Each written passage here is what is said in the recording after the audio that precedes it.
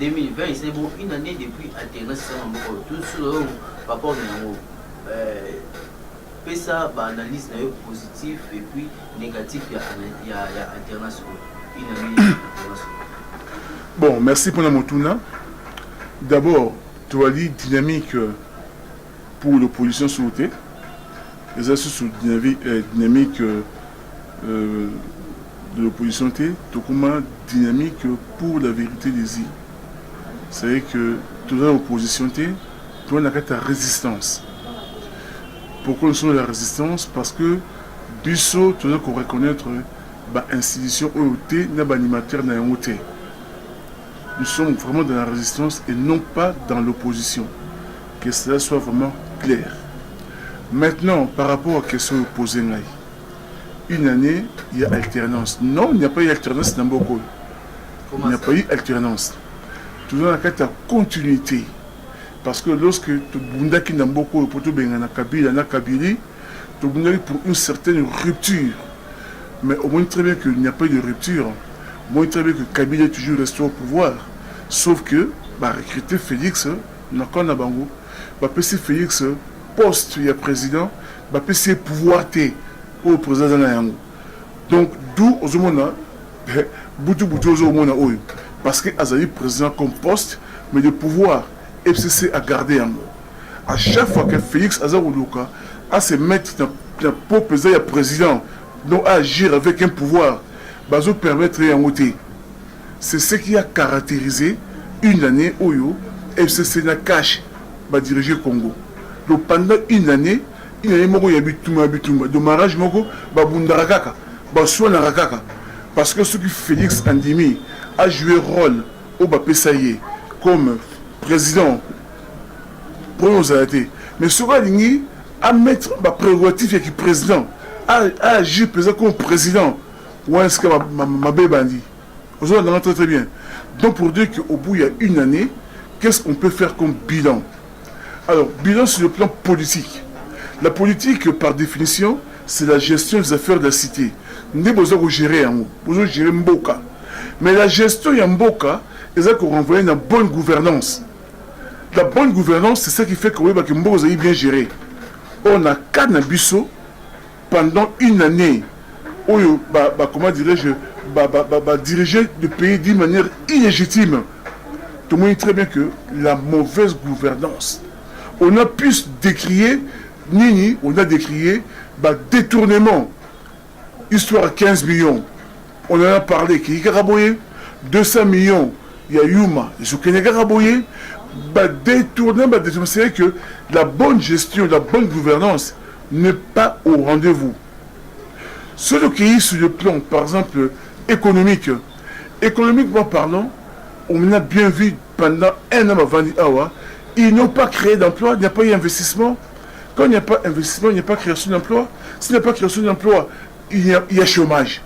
Donc le chômage, Kabila et la Kabili, Tikaki, et s'accentuer. Il n'y a pas de changement. Si économiquement parlant, les choses ne marchent pas, la conséquence, on le retrouve sur le plan social.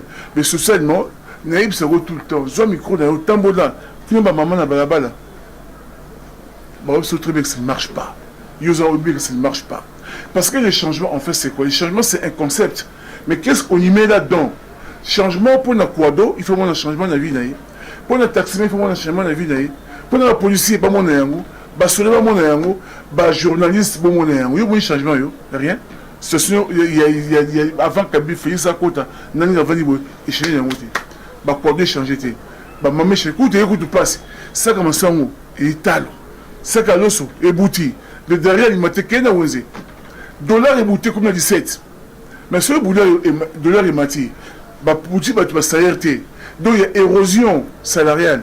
Le pouvoir d'achat, bah, tout équité. Tout ça, c'est avec Félix. Sur le plan sécuritaire, sur le plan sécuritaire, hier, on tuait des gens à Goma. On tuait des gens à Beni, à Boutembo. Aujourd'hui, on continue à tuer des gens. Il n'y a pas eu de changement. Sauf que, sur le plan de la balkanisation, on a vu cela aussi. Et qui est Mbango, comme disait le président Eli, Martin Fayoulou, si avec Kabila, le projet de balkanisation, ils ont dit, il y a 55%, mais Félix a eu aussi 15%, juste une année ou tout cela. Donc aujourd'hui, les Banyamulenge, qui sont en réalité les Banyarwanda, pour pas voter dans Rwanda, Baye Awa, comme pour réclamer certains droits, ok, l'homme la Kabila va réclamer qui a monté. Et Rwandais, et comment tu as l'air de histoire, mais alors tu vas voir très bien que non, le bilan, s'il faut réfléchir en termes de globalité, le bilan est globalement négatif. Il y a une année, il y a comment gestion, il y a FCC, cash, il y a pouvoir. Il y a Moko, bilan Moko, je dirais complètement négatif. D'après le président, bilan est négatif. Mais nous, tu vas expliquer sur le plan social. Donc, toute politique, baromètre les mots, sur le plan social. Le plan social, ça veut dire quoi? Ça veut dire, comment dirais-je? Ni où est freiné, moi en mot Félix a travaillé pour bilan des positifs. Et nous, freiné. Bon, au bout que quand tu arrives au pouvoir, tu as un programme hein, qu'il faut appliquer. Hein. Normalement, c'est un programme qui a battre campagne. Sony, je sais que le programme n'est pas appliqué. Voilà, moi, je vois ma conséquence. On a vu très bien que le programme n'a pas, ou bien le programme n'a pas, FCC n'a cash. Pas le programme Mogo. Bazo qu'on applique à monter. Ça, c'est le premier problème. Pourquoi on applique à monter? Ah, mais parce que tu expliques très bien qu'à Félix, on a donné un rôle. On a donné une fonction, président. Mais le pouvoir, Kabila garde en haut. Si Kabila pendant 18 ans a serré le Boroté, là où c'est le Rodi. Et le Boroté? Puisque vous avez la balkanisation, nous avons remarqué Fayoulou. À Outaki pour ça, rapport de presse, mon Kokoyo, à l'objet de la balkanisation. Et puis, après ce qui va chiffrer, Joseph Kabila, à Sali pour la balkanisation. Et puis, là où Félix Sekedi a continué. Comment nous vous avez commenté par chiffre comment américain a évacué pour bimisa on a ça pour bimisa chiffre pour bimisa qui il y a Joseph Kabila sali dans 18 ans a sali 65% et puis Félix a eu ça dans 15% pour nous permettre de nous que ça va organiser ce qui mutu azakola sayo soleil côté à musapnérité. Donc, quand Martin parle dans les chiffres, on sait très bien que la balkanisation est si avancée à un certain niveau estimé dans le Biwana. Les estimations, les chiffres beaucoup exactité, mais estimation. Ndeko Justin, Lumumba, Patrice Emery Lumumba, notre héros national, le premier ministre congolais élu légitimement dans les années 60. Il avait fait face à la balkanisation parce que les occidentaux et notamment la Belgique la balkanisation c'est l'émiettement d'une partie du territoire. Ils ont fait quoi? Monter Tchombe à Kabola, Katanga dans le reste du Congo. Dans le sud de Kasaï, Mulopwe à Kabola une partie la balkanisation. Utiliser les Congolais pour que Kabola ait un bon biso. Le monde il veut balkaniser notre pays.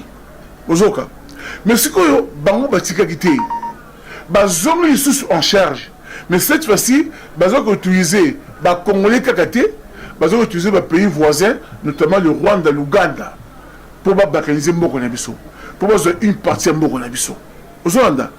Aujourd'hui, le Congo sur le plan économique est déjà balkanisé. Parce que les Goma, Bukavu, tous ces pays, sur le plan économique, ils ont tourné vers l'Ouganda, vers le Rwanda. Kala, on a dit que Goma n'est pas il y a la souté. Mais non, c'est parce que tout essaye en sorte que vous travaillez dans l'Union. Le Rwanda a un projet sur l'aéroport, il y a plus de 1 milliard. Et ça a mené, effectivement, pour attirer aussi l'économie à Est et Kende. Voilà une balkanisation économique.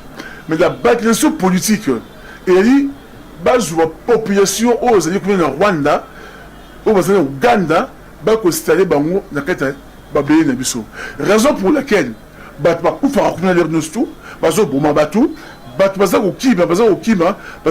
côté, il y a un centre-ville, vacant, espace Wana, elle est remplacée par une population étrangère.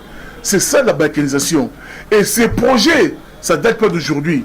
Mais c'est parce que comme Martin Fayulu dit est commis presque le souka parce que élément aux années c'est très bien que quand la milité batouana ba senga un référendum d'autodétermination. D'ailleurs, il y a une lettre des Nations Unies au Bamba Komaki. Très bien que Bazan a besoin parce que Bazali accepté par Babantou. Eux qui sont les néotiques. Donc, question, il y a balkanisation, ils allaient fiction, science fiction, ils allaient imagination. C'est une réalité où, avec Félix, ils ont ressemblé. Alors, quand Félix nous dit, dans Londres, la balkanisation, ils allaient distraction, non, c'est lui qui est dans la distraction. Parce que la balkanisation, c'est toute une réalité, ok. Koutou, il y a des écrits là-dessus. Pas commis. Il y a même des Rwandais qui ont parlé, le premier ministre rwandais, pasteur Bizumungu. Il en a expliqué. À cette démonstration qu'une partie a commencé à Bango. Il ne faut pas récupérer Yango. Mais ça, tout le monde l'a suivi. Aux Rwanda, les Banyamulenge, pour parler de Banyamulenge, je vais peut-être m'arrêter là. Les Banyamulenge ne sont pas des Congolais. Les Banyamulenge sont les Banyarwanda. Bali Bandekonabiso, mais Bandekonabiso ya Rwanda. Tout comme Bandekonabiso ya Angola, Bazali, Bandekonabiso ya Zambie, Bazali ya Ouganda, Bandekonabiso, Bandekonabiso Congolais, Bandekonabiso Rwandais. Bayaki awa na année 61 au Rwanda tant baye au conseil de réfugiés azui bango aki kotia bango na côté Uvira kuna na mboka o na monte babengi Mulenge siko bankolo mabele bazobela bango banya Mulenge bato bavanda na Mulenge na monte na Mulenge banya Mulenge en fait bali banya Rwanda baye ko vanda na Mulenge au Rwanda très bien mais bango soki na 72 Mobutu après bango nationalité d'une manière collective. Pardon? T, en 72. Après bango nationalité d'une manière collective poussée par Bisengimana. Mais en 81, justement le même Mobutu a abrogé ordonnance wana. L'ongole bango nationalité wana. Mais à partir de wana, il n'y a jamais eu, comment dirais-je, ordonnance sur Oyo et comme si bango congolais. Non. Par contre, il peut devenir congolais. Ce qui va saigner, dans la procédure de... L'ordonnance est 72 wana. L'ordonnance est 81 annulé. À part Rwanda, il n'y a pas eu une autre ordonnance où il conseille de Congo les haïtés. Même si le président Félix Tshisekedi a sa allusion à l'obaki par rapport à l'ordonnance est 72. Il y a 72 qui a abrogé la 81. Donc, Mobutu est poussé par Bisengimana, il a dit d'autres qui avec très bien que non, ceux qui ont pu se retourner la nationalité, ils vont voter pour Trump, tout ça. Mais tant on a 81, comité central, non, on ne peut pas accorder une nationalité de manière collective. Nabatou. Ceux qui vont comme Congolais, c'est la nationalité, c'est la naturaliser. Mais bon, ce qu'on va pourquoi? Pourquoi? Parce que la constitution est définir qui est Congolais. C'est pas à moi, c'est pas à toi, c'est pas Félix de dire qui est Congolais. La Constitution a défini qui est Congolais. L'article 10, est Congolais. Toute personne dont le groupe ethnique et le territoire, donc toute personne ressortissant de groupe ethnique et de territoire qui constitue ce qui est aujourd'hui le Congo. Ça veut dire quoi? Groupe ethnique, tribu, aux États au Congo avant 60. Mais les tribus qui avaient des territoires, aux Rwanda. C'est quand vous avez années 60, dans les années 60, dans les années 60, Rwandais bazali awa. Mais années 60, Rwandais bazali na territoire T. Moi je suis mon nounou, ya Mouchi. Notre territoire c'est Mouchi. Yo zali souki ya posant un territoire. Banyamulenge bazali un territoire T. Ya bazako bunda mulenge comme un territoire na bango pour pas comme congolais. Ozonda. C'est-à-dire que pour être congolais, il faudrait que votre tribu ezala awa. Donc, en 1960, vous avez déjà Awa, mais aussi vous avez un territoire, vous avez une terre. Bon, vous avez une bellite. Vous avez une bellite pourquoi? Parce que vous avez une bellite. Même si vous avez une bellite. Si vous avez réclamé ma bellite, vous avez une bellite. Non, vous avez une bellite. Donc, vous avez Félix a beaucoup de coups. D'ailleurs, mon acquis, tant le bien, vous avez battu à Yémon, à Katasel, vous avez dit non, toi d'accord. Mais les locaux, ça dit belé, bavandi na terre wana. Et combien pour avoir dans baboti na terre militaire na biso donc c'est bana bango wana le bakoli ko misu peut-être bakozana na gouvernement bazo travailler oui bazana armée misu bazani oui ba o wana bazo travailler wana bazata ba congolais pourquoi non baza ba congolais c'est que pour comme congolais il y a une procédure à suivre donc quand tu es congolais d'origine tu fais aucune démarche parce que bah quand on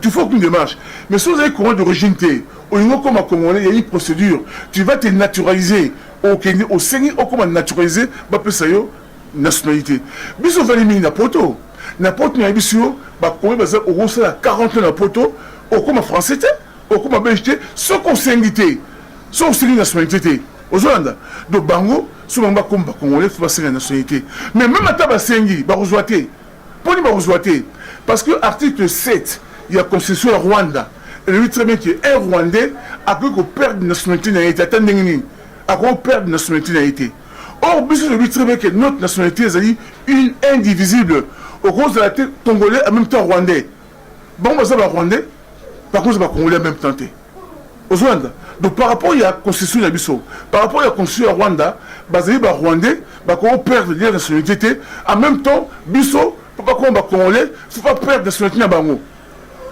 Incompatibilité. Non, basé par le Bisso, Bango Rwandais. Il arrive à dire que c'est congolais. Donc Félix, il doit revoir.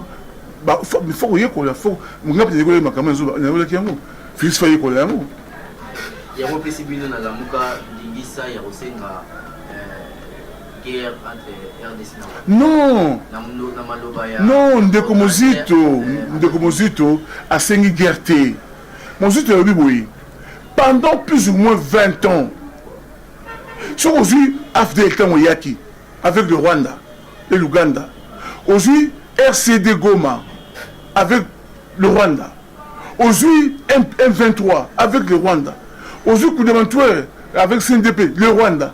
C'est que pendant plus de 20 ans, toutes les rébellions soi-disant qu'on a connues en Abisso, elles sont instrumentalisées par le Rwanda. Parce que le Rwanda a besoin d'une partie de Abisso. Mais si tu continues à bouiller, tu vas au Mabélé. Qui veut la paix, prépare la guerre. Habituellement que, pour tous ces Makam Oyo, nous devons nous préparer à faire la guerre contre le Rwanda. Pour la diplomatie et Souki, avec la diplomatie, ils ont marché. Parce que tout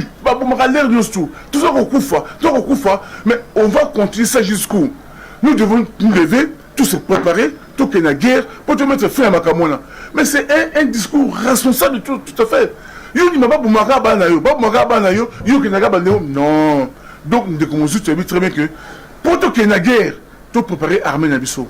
Parce que notre armée aujourd'hui est complètement infiltrée. Ceux qui est guerre, gagné guerre, parce que les officiers rwandais ont mis la carte armée dans le sont. Ils ont gagné guerre. On doit faire des réformes dans la carte armée dans le sont. Il faut bon que ça armée. Si mandé, tout qu'il y a une guerre, pas seulement contre le Rwanda, tous les 9 pays voisins. Mais les 9 pays voisins, ceux qui sont faibles, chacun reçoit partie en Bénin. Au Angola reçoit une partie, au Rwanda reçoit, au Ghana reçoit, même Congo Brazzaville reçoit, Zambie reçoit. Nous devons avoir une armée forte. Ok, baron faut très bien surtout Megekuna à tout ça notamment le Rwanda. Au Rwanda parce que le Rwanda a sa gagne bisomi. Ouais, mais ça proposition il y a la Muka par rapport il y a aussi la balkanisation. Mais justement parce que la balkanisation sur le Rwanda, il est très bien que dans les années 60, on avait utilisé nos propres frères congolais entre autres Tchombe, Namoulopo. Mais à partir il a fait la guerre froide. Quand la guerre froide est finie, en 90, avec le coulement mur de Berlin, le ténon, il y a balkanisation. Babi très bien que le Congo c'est un grand pays, il y a trop de richesses. Il est bien géré. Il ne faut pas qu'abonner. Ils utilisent maintenant le Rwanda comme leur bras armé pour arriver à la balkanisation. C'est le Rwanda qu'on utilise. Donc, nous devons mener deux actions. Action contre le Rwanda, mais action aussi pour dire à ceux qui envoient le Rwanda pourquoi vous avez besoin de la richesse. Vous voulez parler avec nous. Pourquoi vous voulez utiliser le Rwanda pour exploiter? Venez négocier avec nous-mêmes, mais on ne négocie qu'avec un pouvoir qui est fort. Tant que le pouvoir qu'on n'est pas fort, bah qu'on négocie, ils vont barrer au quoi? Barrer aux Oyanko, n'est pas aux aujourd'hui, le Rwanda a un minimum qu'il y a coltan en Boko, on a été, égalité. Mais le Rwanda aujourd'hui travaille avec le coltan.